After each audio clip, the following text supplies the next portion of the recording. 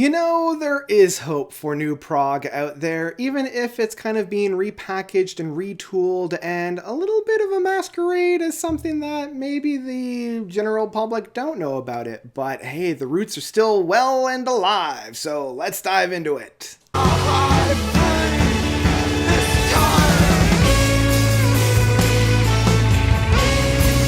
Ants from Up There by Black Country New Road. So, Black Country New Road is a kind of a new outfit. They released their first album last year for the first time, and it made quite a stir within the music scene. I know a lot of people loved it. A lot of people put it in their top 10 albums of the year. And for me, I enjoyed what the band was putting down. They were blending a lot of these rock in opposition, very avant-garde rock styles in a progressive rock context, in with more of the indie rock, art rock that we found from the 2010s. So these meeting of minds to create something very unique and special was something that I was hearing quite a bit actually last year. The one that immediately came to mind was Black Midi. And when I first heard for the first time, that was kind of the first thing that I thought of. I still enjoyed it enough that I kept my eye out. When I heard late last week that they put out a new one, I was like, okay, I'll give it a spin. I'll see what it's all about. I mean, they're a band that I want to keep my eye on. And damn, if I wasn't disappointed on this one at all. This one took everything that I thought could be improved from that first album and definitely did so. There's a lot more emphasis on song structure, song writingship. I felt like where the first album had a little bit of rough edges, incomplete ideas. This one is a fully flushed out, fully realized album from start to finish.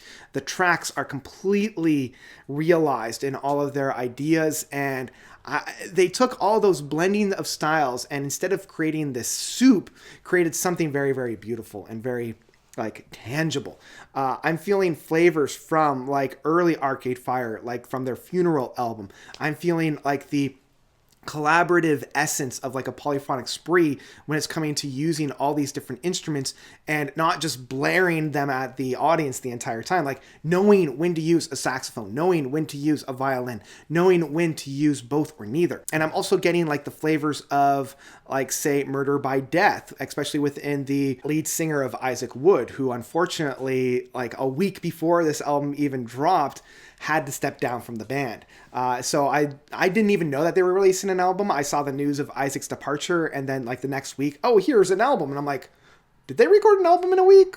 Or is this something anyway. The other thing that I particularly love is the structure of this album. The album opens up beautifully with this almost minimalistic, repetitive note that Philip Glass would write. And this is a style that would be repurposed time and time again. And it's just violins. It's violins and saxophones really creating this almost hypnotic rhythm section. And it's just boom, boom, boom, which blends right into the second track of Chaos Space Marine.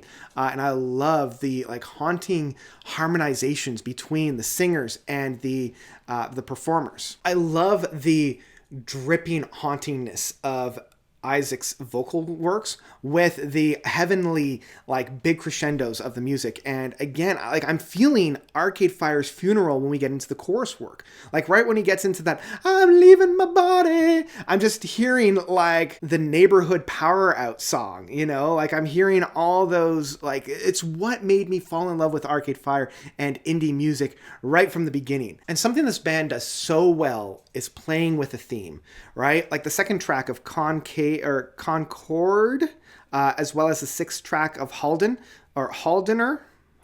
yeah. I'll get all these eventually. I love how they start off so small and so contained with just this theme that they're playing around with. And eventually it will grow and blossom and turn into this massive crescendo by the end of the track. And both of these tracks do such a great job of leading you through this admittedly repetitive theme, but it's the recontextualizing as the track grows. And they don't just rely on the stereotypical guitar works or keyboard works. They're allowing the strings of the violin and the horn and the bombasticness of the saxophone really carry the root of this track. So I love the fact that they're using these more traditional, and in some ways, man, my vocabulary is just seeping away from my brain today. Why can't I think of any of the words? And less conventional instruments to really hammer out not only the root of the track, but also some of the filling outs of the track as well. If we want to talk about a track that really grows and really builds, man, the Bread Song does some really, really beautiful things. So like my two favorite tracks off of this album are the Bread Song and The Place Where He Inserted the Blade.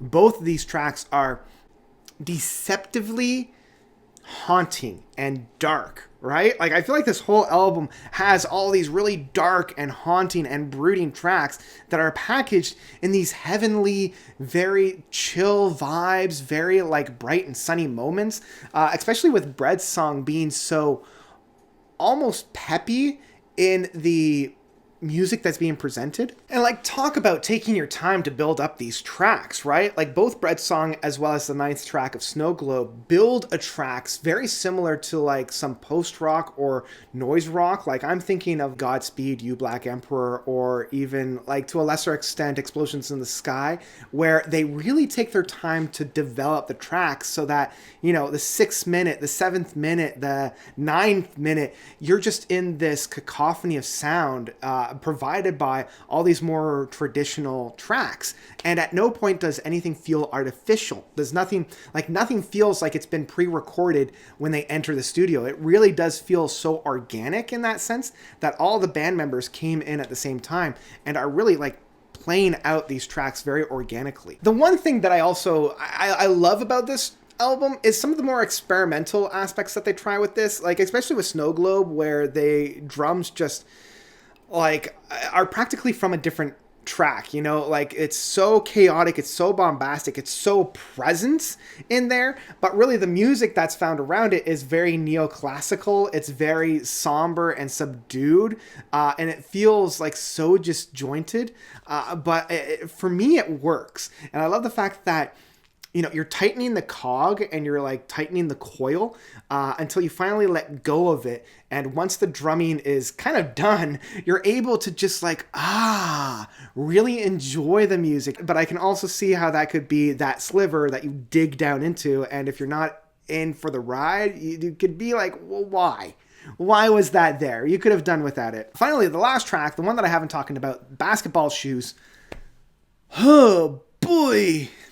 I just feel so drained after this track, but also so fulfilled. And honestly, this is where I'm saying like Prog is in such good hands with these kids these days. I mean, we're at 12 and a half minutes on this track, and it goes through so many incredible peaks and valleys that, oh man, the masters of the past of like King Crimson, Yes, and like all those like Emerson, Lake and Palmer would like look at this track and be like, yeah, you get it. You know the spirit of prog. You get the spirit of progressive rock without having to use our set down roadmap as a crutch. And it's so brilliant. The crescendos and the payoffs from the setups and the themes are so well realized. Isaac's voice at the end just sounds so strained and so finalized that he just feels so spent and so done. I, at the end of it, feel so spent and so done, but in such a fulfilling and nourishing way. Yeah, I can't really say anything else but that. So in the end, I was blown away. I've been listening to this album on repeat. It is such a cathartic release.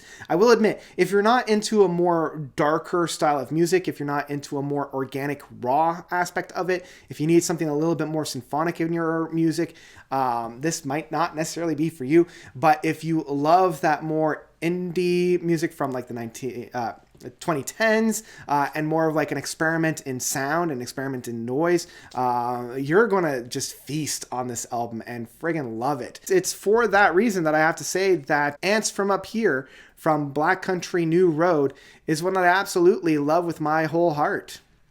This gets the note seal of approval. This one gets a run, don't walk to go and listen to it. You know an album is good when it recontextualizes the album that came before it and actually elevates the music that's found on it. So yeah, I can't praise this one more. That's what I've got for Ants From Up Here. What did you guys think about this album? Did you love it? Did you hate it? Whatever you thought, please let me know by commenting down below. And yeah, I think that's all I've got for you guys today. I hope you guys are doing well. I hope you guys are discovering new music and getting jazzed with this. So thank you all so much for watching. As always, you guys are definitely the best. And until next time, notes out.